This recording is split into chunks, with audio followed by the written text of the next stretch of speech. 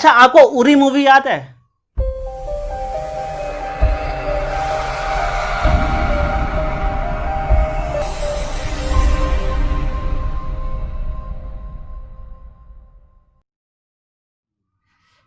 नमस्कार दोस्तों। तो आज हम बात करेंगे एक बहुत ही इम्पोर्टेंट मुद्दे पे, जिसका नाम है डोमेस्टिक इंसर्जेंसी। आप लोग बोलेंगे इंसर्जेंसी मतलब विरोध। हमारे अंतर्राष्ट्रीय देशों के अंदर जो विरोध चल रहा है उसके ऊपर बात करेंगे। आप लोग बोलेंगे, हम बोलते हैं चलो कि सबसे पहला विरोध कहाँ से स्टार्ट हुआ या कौन कर रहा है अभी हमारे देश में विरोध। तो लोग बोलेंगे कि भाई जम्मू कश्मीर से ज़्यादा विरोध होता है, लेकिन आपका कहना बिल्कुल गलत है। देखिए, सबसे पहला विरोध जो स्टार्ट हुआ था वो स्टार्ट हुआ था नॉर्थन ईस्ट में, और सबसे ज़्यादा विरोध जो हो रहा है वो हो रहा है नागालैंड के अंदर। नागालैंड एक सबसे ज़्यादा डिस्टर्ब एरिया है हमारे देश के अंदर।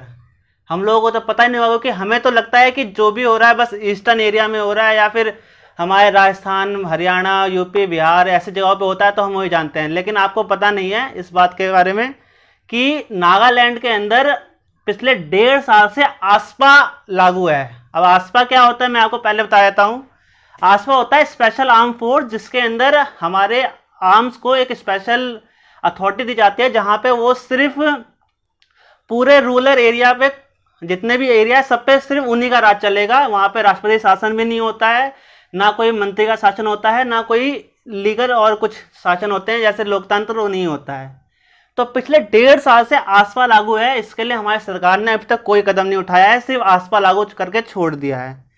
तो बात करते हैं, आप कहेंगे सबसे पुराना और सबसे डिस्टर्ब एरिया क्यों है और ये इंसर्जेंसी कब से है। तो मैं आपको पहले क्लैरिफाई कर दूं कि जो इंसर्जेंसी है ये 1929 से लागू है, जबकि हमारा देश जिस समय आज़ाद भी नहीं हुआ था तब से ये हमारे देश में लड़ाई चल रही है नागालैंड वर्सेस इंडिया की। नागालैंड बोलता है कि उसको एक अलग कंट्री चाहिए खुद की, जिसे हम नागालिज्म बोलते हैं। वो चाहता है कि कुछ स्टेट्स में जैसे कि अरुणाचल प्रदेश, और बोला जाए तो अपना बोलें तो ये असम, मणिपुरम, और यहाँ तक कि एक अलग कंट्री जो है हमारी म्यांमार, जिसे हम पहले बर्मा बोला जा करते थे, उसके भी कुछ स्टेट्स को ये मांग रहा है। इसका स्टार्टिंग जो हुई थी ये वहाँ के एक काफ़ी बड़े मंत्री हुआ करते थे, इसका नाम था फीजो। फीजो ने इसको स्टार्ट किया था। उन्होंने एक संगठन बनाया NNC, नागालैंड नेशनल काउंसिलिंग। इसके अंदर उन्होंने बोला कि हमें एक अलग स्टेट चाहिए या अलग कंट्री बनानी है। उस अलग कंट्री के लिए उन्होंने काफ़ी ज़्यादा लड़ाई की, काफ़ी ज़्यादा, और यहाँ तक कि उन्होंने आर्मी तक खड़ी कर दी अपनी। 1956 के बीच में फीजू ने अपनी एक पैरेलल सरकार बना ली।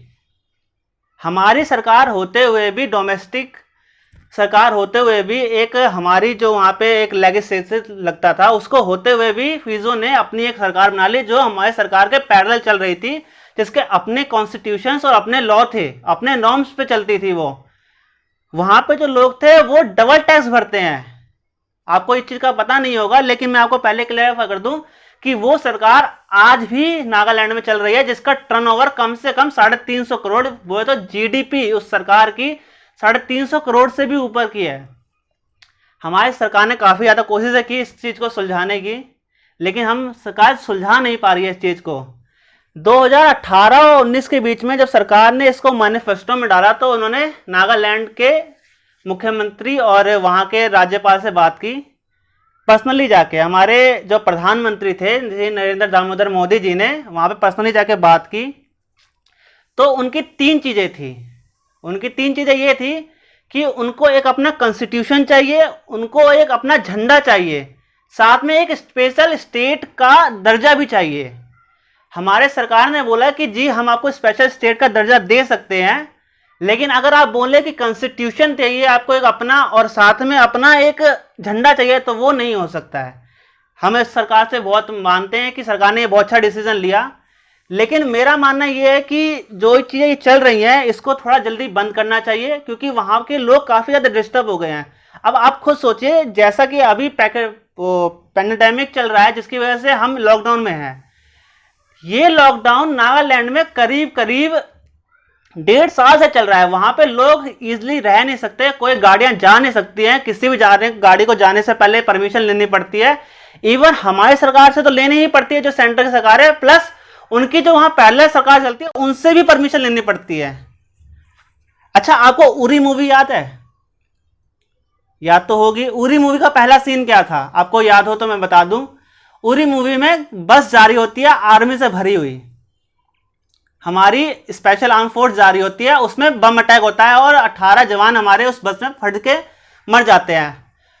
वो जो अटैक हुआ था वो नागालैंड के अंदर नागालैंड की स्पेशल आर्म फोर्स ने करवाया था, जो नागालैंड की पहले सरकार चलाती है। उसके बाद जो पहला हमारा जो सर्जिकल स्ट्राइक हुई थी वो नागालैंड के अंदर हुई थी, उस जो वो लोग थे उनको मारने के लिए। तो जो वहां की जो पहला सरकार है वो आए दिन हमारे जो वहां पे आर्म्स फोर्स लगी हुई है और जो हमारे आर्मी के सोल्जर्स लगे हैं उन पे अटैक करती रहती है आए दिन। ये बहुत नॉर्मल बात है वहां पे। तो मेरी सरकार से यही विनती है कि मैं ये चाहता हूं कि या हमारे जो लोग हैं हम चाहते हैं कि सरकार यहाँ पे जो एक स्पेशल एड्स का जरिया दे रखा है नागालैंड को, जो सेक्शन 331A के अंदर आता है, जिस तरह से कश्मीर और जम्मू कश्मीर और लद्दाख को सेक्शन 370 से हटा के स्पेशल स्टेट का दर्जा हटा दिया गया, मैं चाहता हूं कि सेक्शन 371 को हटा के उसको भी, नागालैंड को भी एक नॉर्मल स्टेट का दर्जा दे दिया जाए और साथ में उस पर सारी बाउंडेशन हटाई जाए ताकि वहां की जो पहले सरकार है वो गिर जाए और वहां पे एक इजीली लाइफ जी जा सके।